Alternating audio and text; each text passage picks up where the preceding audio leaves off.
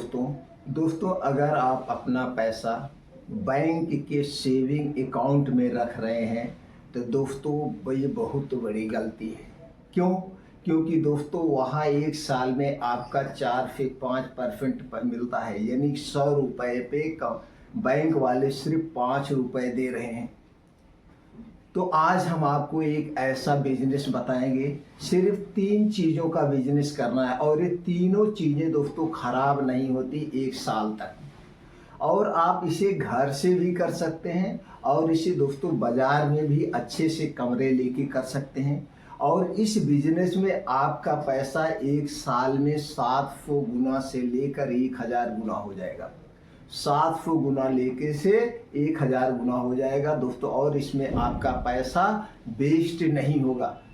यानी कि अगर आप बिजनेस नहीं कर पाते हैं, पहली बात तो ये बिजनेस चलने वाला है, इस तक के डेली न्यू यूज की चीज़ें हैं। ये बिजनेस तो बंद होता ही नहीं, चाहे वो गरीब हो, चाहे अमीर हो, चाहे गांव का हो, चाहे शहर का हो, सबके घर के डेली की ज़रूरत की चीज़ों का बिजनेस है। और दोस्तों इस बिजनेस को करने के लिए ना तो बहुत ज़्यादा पढ़े लिखे की ज़रूरत है, ना तो कोई उम्र की वैलिडिटी है। आप 60 साल के हैं तो भी कर सकते हैं, आप किसी नौकरी से रिटायरमेंट हुए हैं तो भी आप इस बिजनेस को अपने घर से शुरू कर सकते हैं, बाज़ार से भी शुरू कर सकते हैं। इसे छोटे लेवल पे भी कर सकते हैं और बहुत बड़े लेवल पे भी कर सकते हैं, दोनों तरीके से इस बिजनेस को कर सकते हैं। तो चलिए दोस्तों हम जानते हो कौन सा बिजनेस है। इसलिए दोस्तों इस वीडियो को ध्यान से अंत तक सुनिएगा। सुनने के बाद अगर आप इस बिजनेस को करने के लिए इंटरेस्टेड होना तो दोस्तों जो भी बातें हमने बताया है उनमें से कोई बात ना समझ में आई हो, कोई पॉइंट ना समझ में आया हो तो आप कमेंट सेक्शन के माध्यम से पूछ सकते हैं। वैसे हम सारे डाउट क्लियर कर देंगे, कुछ उसमें दिक्कत नहीं है। सिर्फ वीडियो को ध्यान से अंत तक सुनिएगा। अगर आप इस बिजनेस को करना चाहते हैं तो कमेंट सेक्शन में बताइए आप कैसे, कहाँ से रहने वाले हैं, किस स्टेट के हैं, किस ज़िले से हैं। तो दोस्तों हम वहाँ से आपको ये भी बता सकते हैं कि आप वहाँ पे कैसे बिजनेस करिए। क्योंकि दोस्तों आज के समय में चाहे वो जैसा भी क्षेत्र हो, हर एक क्षेत्र में डेली दुकानें खुल रही हैं, लोग बिजनेस कर रहे हैं क्योंकि नौकरी नहीं मिल रही है, सब अपना बिजनेस ही कर रहे हैं। लेकिन इस बिजनेस को करने के लिए एक ट्रिक होती है, एक फार्मूला होता है। और वो फार्मूला आपको कब मिलता है? जब आप खुद अपना बिजनेस करते हैं, और उस बिजनेस के उतार चढ़ाव से बहुत कुछ सीखते हैं। तो दोस्तों हम अपना अनुभव भी आपसे शेयर करेंगे जिससे आप अपने बिजनेस में फेल नहीं हो। तो चलिए दोस्तों हम जानते हैं। अगर आप दोस्तों इसे बड़े लेवल पे थोड़ा सा करना चाहते हैं, बड़े लेवल पे, तब आप समझ लीजिए कहाँ करना। अगर आप बड़े लेवल पे करना चाहते हैं तो जिले लेवल में या तहसील लेवल में ऐसे स्थान पे आप एक कमरे का चुनाव करिए जहाँ पे लोगों का आना जाना हो, जहाँ पे लोग आते जाते हो, वहाँ पे एक अच्छे से कमरा लीजिए। कमरा छोटा हो या बड़ा हो कोई दिक्कत नहीं है और उसे बहुत ज़्यादा मेंटेनेंस करने की ज़रूरत नहीं है। सिर्फ आप एक कुर्सी ले लीजिए, अच्छी सी कुर्सी बैठने के लिए।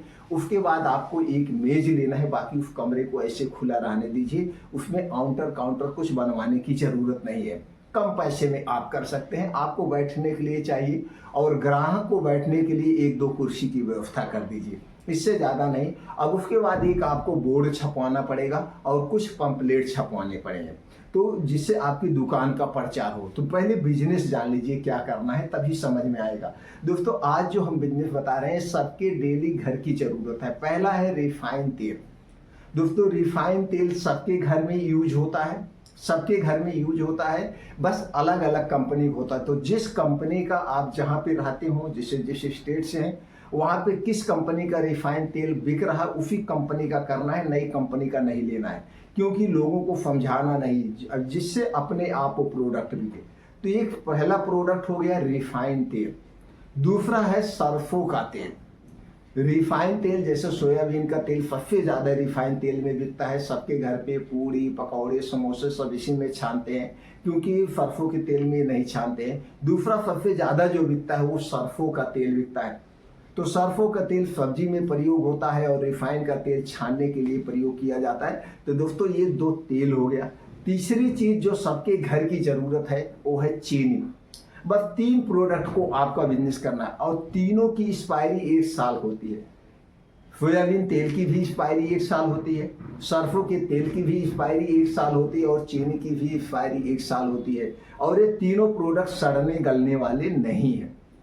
ये 3 प्रोडक्ट का थोक में आपको काम करना है दोस्तों। थोक और फुटकर 2 रेट में आपको बेचना है। बेचने का टिक हम बताएंगे। 3 प्रोडक्ट सिलेक्ट हो गया। अब इस 3 प्रोडक्ट में ही आपको पैसे लगाने हैं। अब इन तीनों प्रोडक्ट को कितना कितना उठाना है ये जान ली, कहाँ से खरीदना है दोस्तों। जैसे आप लोग जानते हैं हर एक कंपनी का एक डिस्ट्रीब्यूटर, एक एजेंसी शिप होती है, हर जिले में होती है। तो आप अपने जिले में जाइए। अगर आप दोस्तों स्टेट की राजधानी में बिलोंग करते हैं तो दोस्तों वहाँ पे भी तो कई सारे डिस्ट्रीब्यूटर होते हैं। तो आप जाइए वहाँ पे अपने ज़िले में और ज़िले में उस कंपनी का तेल उठाइए जिस कंपनी का तेल सबसे ज़्यादा बिकता हो, चाहे वो रिफाइंड तेल हो चाहे वो सरसों का तेल हो, उसी कंपनी का आपको उठाना है। चीनी की तो कोई बात नहीं, चीनी अच्छी क्वालिटी, थोड़ा मोटे दाना में अच्छी क्वालिटी की लेते हैं। चीनी में कोई नहीं कहता कि हमको इस कंपनी के दीजिए, बस चीनी में मिलावट ना हो और चीनी थोड़ी बड़े दाने की हो। तो चीनी लेना है तो चीनी आप किसी कंपनी का। तो तेल किसका लेना है, जिस कंपनी का सबसे ज़्यादा आपके एरिया में बिकता उसी कंपनी का आपको तेल लेना है। कितना कितना तेल लेना है दोस्तों। ये जो रिफाइंड तेल होता है ये 20 पैकेट का एक गत्ता होता है। 20 पैकेट होता है एक गत्ते में, यानी 20 लीटर होता है। किसी कंपनी का 12 लीटर होता है।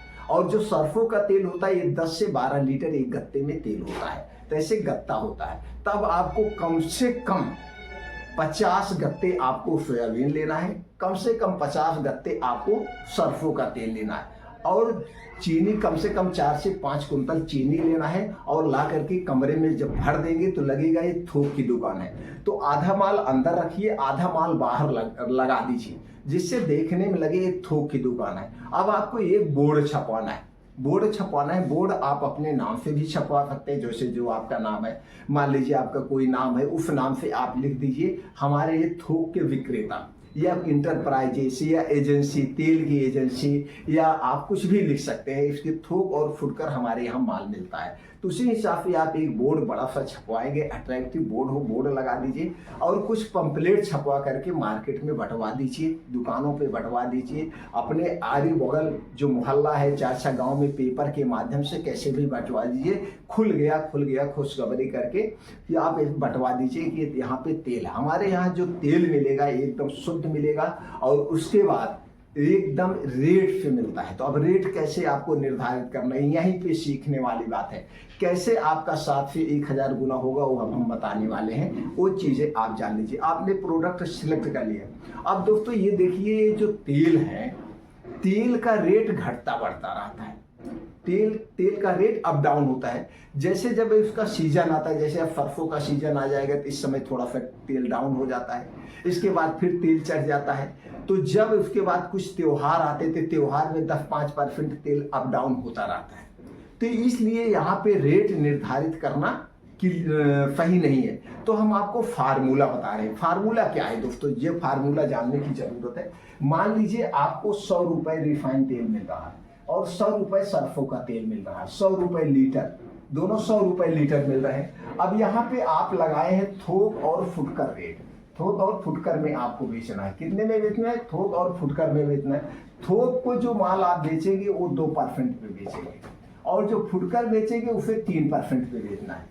यानी कि अगर ये 100 रुपए में आपका खरीद पड़ा है तो इसको 2% के हिसाब से 102 रुपए में बेचना है। 102 रुपए में, और इसको 103 रुपए में। ये आपका खुला रेट होगा। चाहे आपके यहाँ एक छोटा सा बच्चा आ जाए, चाहे कोई बड़ा आदमी आ जाए, चाहे कोई इससे 100 गत्ता ले, चाहे 200 गत्ता ले, आपका रेट एक फिक्स होना चाहिए। ये लिख दिए फिक्स रेट की दुकान। अब देखिए 3% आप बेच रहे हैं। अगर 2% पे बेच रहे थोक वाला, मान लीजिए आप यहाँ से थोक में दोस्तों 1000 का प्रोडक्ट बिक रहा है। 1000 की कमाई, 1000 तो बहुत कम हो गया, कम से कम 50,000 की सेल होगी। अब ये 2% जो हो रहा है डेली का हो रहा है। क्या हो रहा है, डेली का आपका बिक रहा है। तो 2% जब आप डेली पे बिजनेस करेंगे तो 1 महीने का 60% हुआ। कितना हुआ, 1 महीने का 60% हुआ। और 1 साल का 712 720%, यानी कि आपका पैसा जो ग्रो कर रहा है, जो परसेंटेज में रहा, 700% प्लस हो रहा है थोक में। और यही फुटकर में जो आप माल बेचेंगे, फुटकर में बाद दोस्तों 3 त्रिक का 90% हो गया। अब 1 साल का मान के चलिए, 12 नवैये 108, 1000% गुना हो गया। अब इसमें कोई नुकसान नहीं है दोस्तों, आपका कुछ नुकसान नहीं है। मान लीजिए 2% पे बिजनेस कर रहे हैं, अब ये 3%। अब आपके मन में एक विचार आएगा, कमरे का किराया प्लस किराया भाड़ा जो माल आपके यहाँ है। दोस्तों सिर्फ 1 से 2 बार आपको माल लेने जाना पड़ेगा एजेंसी पे। उसके बाद जब आपकी दुकान चलने लगेगी, आपके यहाँ से माल बिकता रहेगा, तो जिस दुकान से आप माल लाए हैं उनके फोन करिए, भैया हमें 20 गत्ता या 50 गत्ता इसको भेज दीजिए। वो अपने गाड़ी से माल आपको भेज देगा, आपको जाने की जरूरत नहीं है। यहाँ पे किराया भाड़ा आपका नहीं लगेगा, बस आपका कमरे का किराया लगेगा। और जब आपकी दुकान ज़्यादा चलने लगेगी तो जो आप एजेंसी से माल ला रहे हैं, उसके बाद क्या होता है, उसके बाद धीरे धीरे जो कंपनी के सेल्समैन होते हैं, वो कंपनी के सेल्समैन मार्केट में टहलते रहते हैं। जब आपकी दुकान ज़्यादा चलने लगेगी, खुद आकर के आपके यहाँ से ऑर्डर लेंगे और आपके यहाँ माल देके जाएंगे। आपको कुछ ऊपर से इंसेंटिव भी मिलेगा।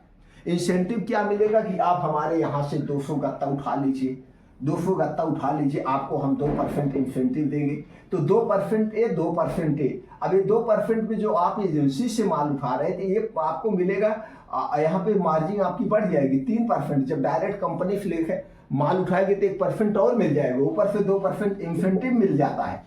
कितने का माल उठा लीजिए, तो आपका यही बिजनेस 5% पे चला जाएगा। यही होता है, और आपको पूंजी भी नहीं लगाना पड़ता है। जब दुकान चलने लगती है तो कंपनी वाले 21 दिन की साइड देते हैं। इस साइड क्या होता है, यानी कि 21 दिन के उधार पे देते हैं। 21 दिन में आप अपना माल बेच के आपको चेक देना पड़ेगा। 21 दिन के बाद जो भी डेट का आप चेक दिए हैं, कंपनी वाले वो चेक लगा देंगे। आपके अकाउंट में पैसा होना चाहिए, विश्वसनीयता के लिए चेक बाउंस नहीं होना चाहिए। सिर्फ बिजनेस में एक बार पैसा लगाया जाता है और बिजनेस में बार बार पैसा लगाने की जरूरत नहीं पड़ती है। फिर कंपनी खुद माल देती है और माल आप बेचते जाइए। जब आप फुटकर में 1 से 103 रुपए में बेचेंगे तो दोस्तों जो भी माल खरीदता है 100 रुपए का प्रोडक्ट 110 से 120 140 से नीचे कोई नहीं बेचता तेल में। आप करके पहले प्रैक्टिकल देखिएगा, तब कमेंट करिएगा।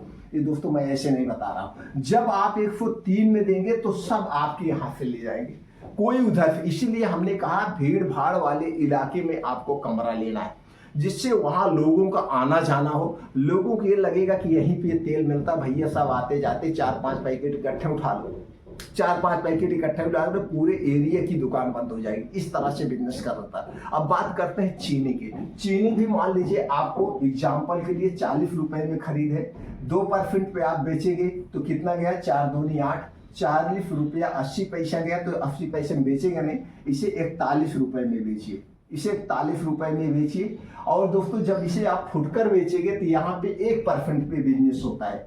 चीनी थोक में 1% में, फुटकर में 2 से 3% आप बेच सकते हैं। 1% का मतलब जैसे मान लीजिए आपको चीनी 50 किलो की बोरा होता है, 40 रुपए में 2000 का आपको चीनी मिल रही है।